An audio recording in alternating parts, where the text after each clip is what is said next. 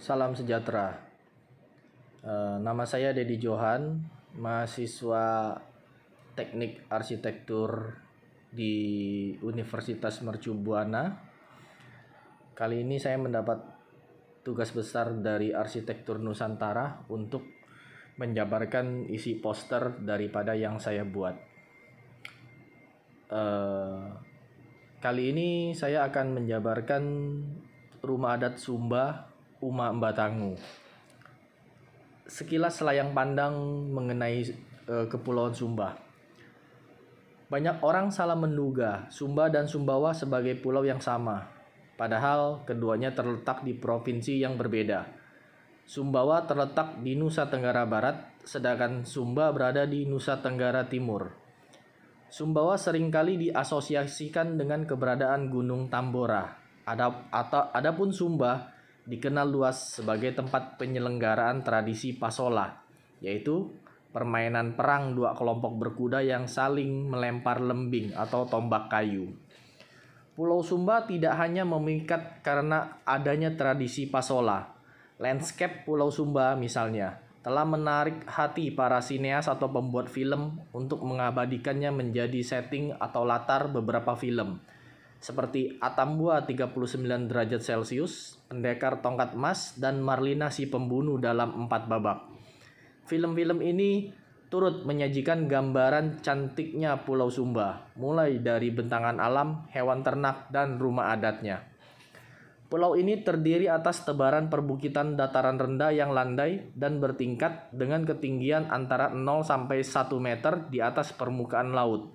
Struktur tanahnya mengandung pasir, batu, serta kapur, sehingga pada musim kemarau, pulau ini tampak gersang. Sebagian dataran itu merupakan padang sabana yang ketika musim hujan tampak menghijau, tetapi pada waktu kemarau menjadi lahan yang kering kerontang. Sebagian besar penduduk Pulau Sumba memiliki mata pencaharian sebagai petani. Selain bertani, mereka juga beternak sapi, kuda, kerbau, babi, dan juga ayam. Pertanian terbesar, terutama pertanian padi, dihasilkan di Kabupaten Sumba Timur. Utamanya di Kecamatan Umalulu. Di kecamatan ini sudah terdapat aliran irigasi yang cukup baik, yang mampu memenuhi keperluan pengairan pertanian. Saat ini, wilayah administrasi di Pulau Sumba dibagi ke dalam 4 kabupaten di bawah Provinsi Nusa Tenggara Timur. Antara lain adalah Kabupaten Sumba Timur, Kabupaten Sumba Tengah, Kabupaten Sumba Barat, dan Kabupaten Sumba Barat Daya.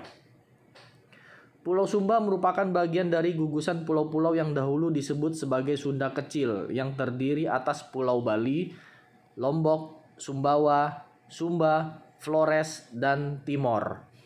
Gugusan pulau-pulau ini kemudian diganti sebutannya menjadi Nusantenggara oleh Profesor Muhammad Yamin dengan mengacu pada posisinya yang berada di sudut tenggara gugusan kepulauan di Indonesia. Pulau Sumba memiliki luas sekitar 11.052,42 km persegi. Di sebelah utara, pulau ini berbatasan dengan Selat Sumba yang memisahkannya dengan Pulau Flores. Di sisi timur berbatasan dengan Laut Sawu yang memisahkan dengan Pulau Sawu, Pulau Rote, dan Pulau Timor. Sedangkan di sisi selatan dan barat berbatasan dengan Samudra Hindia. Kali ini saya akan menjelaskan arsitektur rumah adatnya. Rumah-rumah yang didirikan di dalam kompleks pagar batu di Kampung Adat Ratenggaro merupakan rumah-rumah bermenara atau Uma Mbatangu. Uma Mbatangu dibangun berdasarkan kosmologi masyarakat Sumba yang membagi alam semesta ke dalam 3 lapisan. Lapisan pertama adalah loteng atau menara rumah yang biasanya digunakan untuk meletakkan benda-benda keramat yang dianggap mewakili eksistensi Marapu. Lapisan kedua adalah balai-balai yang merupakan tempat untuk aktivitas manusia. Dan lapisan terakhir atau ketiga adalah bagian bawah rumah yang biasanya digunakan untuk kandang hewan.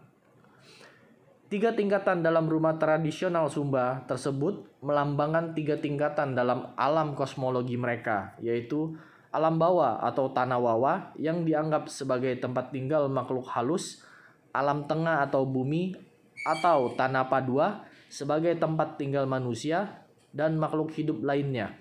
dan alam atas atau terakhir atau tanah dita sebagai tempat tinggal para dewa atau para marapu. Selain Umam Batangu, ada pula rumah tidak bermenara yang didirikan di kebun sebagai tempat tinggal warga kampung. Orang Ratenggaro menyebutnya sebagai rumah kebun. Dahulu rumah kebun didirikan sebagai tempat tinggal sementara untuk menjaga dan mengerjakan pertanian kebun. Namun karena pernah terjadi beberapa kali kebakaran serta makin bertambahnya jumlah warga, rumah kebun kemudian bergeser maknanya dari rumah sementara menjadi rumah permanen, yaitu sebagai tempat tinggal sehari-hari. Rumah kebun tidak dimaknai sebagai rumah leluhur sehingga tidak menjadi pusat upacara adat. Kegiatan upacara adat tetap dilangsungkan di Uma Ambatanggung yang terletak di pusat kampung. Di kampung adat Ratenggaro terdapat dua rumah utama yang disebut Uma Katoda Kataku dan Uma Kalama. Uma Katoda Kataku berada di sisi selatan dan menghadap ke utara, sedangkan di seberangnya terdapat Uma Kalama. Jika Uma Katoda Kataku merupakan simbol ayah pendiri kampung, Uma Kalama merupakan simbol ibu. Selain dua rumah ini, ada pula Uma Katoda Amaho dan Uma Katoda Kuri yang merupakan simbol saudara ayah dan ibu. Dua rumah itu berhadap-hadapan di sebelah sisi barat dan timur. Dari segi arsitektur, rumah adat Sumba berbentuk panggung dengan atap menjulang seperti menara.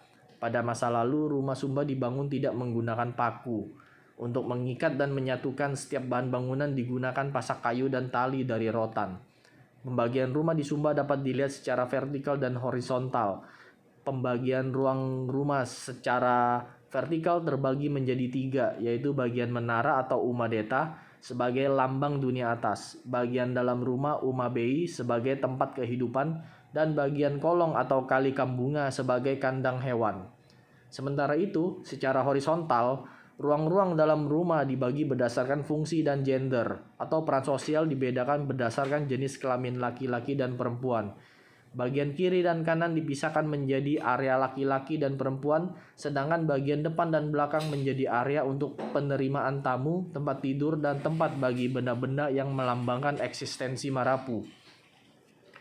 Bagian tengah rumah merupakan tempat aktivitas sehari-hari seperti tidur, memasak, dan berbincang-bincang. Pada bagian ini terdapat ruang-ruang seperti bilik-bilik untuk tempat tidur pria, bilik untuk tempat tidur anak perempuan, dan bilik untuk orang tua, serta ruang depan dan dapur. Di bagian pusat rumah, tepat di bawah menara, terdapat perapian untuk memasak dan lemari gantung di atasnya. Bentuk rumah Sumba yang berupa rumah panggung mengakibatkan adanya ruang di bawah lantai yang cukup tinggi. Bagian bawah rumah tersebut bersifat profan atau tidak sakral sehingga biasa digunakan sebagai kandang hewan. Selain hewan, bagian bawah rumah juga dapat berfungsi untuk menyimpan kayu dan berbagai peralatan. Lantai rumah yang tersusun dari bulu-bulu bambu dibiarkan memiliki celah agar air dan sisa makanan dapat langsung dibersihkan dan jatuh ke bagian bawah rumah. Rumah adat Sumba di kampung Ratenggaro merupakan salah satu bangunan tradisional dengan atap menara tertinggi di Nusantara. Warga kampung Ratenggaro juga meyakini bahwa atap rumah adat mereka merupakan yang tertinggi di Sumba Barat Daya. Untuk menghasilkan bentuk atap yang menjulang tinggi itu, diperlukan struktur bangunan yang mampu menahan beban bangunan dan beban angin yang sangat besar. Itulah sebabnya mengapa atap rumah di kampung adat Ratenggaro menggunakan penguat berupa bracing vertikal dan bracing horizontal. Dengan dua penguat itu, rumah adat di Ratenggaro dapat menjulang tinggi dan dapat bertahan dari beban dan angin yang kuat. Pembangunan rumah adat Sumba umumnya memerlukan proses yang cukup kompleks. Hal pertama yang harus dilakukan oleh warga kampung yang ingin mendirikan rumah adat adalah melakukan musyawarah. Musyawarah itu dilakukan setahun sebelumnya sehingga persiapan pembangunan rumah dapat dilakukan dengan matang. Pembangunan rumah adat biasanya menelan biaya yang tidak sedikit karena bahan-bahannya seperti kayu, bambu, atap ilalang, dan tali rotan tidak lagi mudah didapatkan. Selain itu, setiap tahap pembangunan umumnya diikuti dengan pemotongan hewan kurban yang ditujukan untuk meminta restu kepada leluhur, sekaligus untuk menjamu warga yang turut bergotong royong dalam pembangunan rumah adat. Pada tahun berikutnya dilakukan pesta dengan membunyikan tambur dan gong. Beberapa hewan dikurbankan dalam pesta ini, seperti kerbau jantan dan babi. Setelah pesta, mulai dilakukan proses mengumpulkan bahan-bahan yang diperlukan untuk pembangunan rumah adat. 4 kayu bulat utuh yang menjadi tiang utama merupakan bahan bangunan utama dan biasanya dicari di hutan. Proses menebang kayu, menguliti, dan membawanya ke kampung selalu diawali dengan ritual dan permohonan restu kepada Marapu. Sebelum berangkat, seekor ayam dipotong dan diperiksa organ dalamnya untuk mengetahui apakah niat mereka telah mendapat restu Marapu. Setelah rumah adat selesai dibangun, maka akan ditutup dengan pesta adat yang merupakan peresmian rumah adat tersebut. Pembangunan rumah adat biasanya dilakukan secara gotong royong. Warga kampung akan memberikan bantuan berupa dana dan tenaga serta menyumbangkan hewan untuk keperluan pengorbanan. Hewan yang dikurbankan biasanya akan disantap bersama dan dibagikan kepada warga. Oleh karena itu, selain memiliki makna secara adat, hewan kurban dalam pesta adat juga dapat dilihat sebagai kearifan lokal dalam membagikan protein hewani kepada warga. Hal itu memiliki kemiripan dengan anjuran untuk memotong hewan kurban dan membagikannya kepada fakir miskin pada hari raya kurban atau Idul Adha yang dirayakan oleh umat Islam. Arsitektur tradisional umumnya dilandasi oleh nilai budaya dan filosofi yang sudah mengakar dalam kehidupan sehari-hari masyarakatnya. Pulau Sumba dan kebudayaannya banyak dipengaruhi oleh kepercayaan Marapu. Meskipun sebagian besar masyarakat Sumba telah menganut agama resmi yang diakui negara, kepercayaan Marapu tetap hidup sebagai tradisi. Salah satunya terlihat dari konsep dan filosofi arsitektur rumah adat Sumba. Melalui arsitektur rumah adat Sumba, tampak bahwa masyarakat Sumba sangat menghormati leluhur mereka.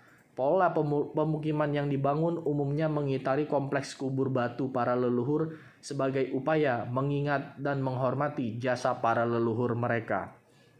Demikian sajian dari saya. Semoga apa yang telah saya sajikan dapat bermanfaat untuk kalayak luas. Terima kasih.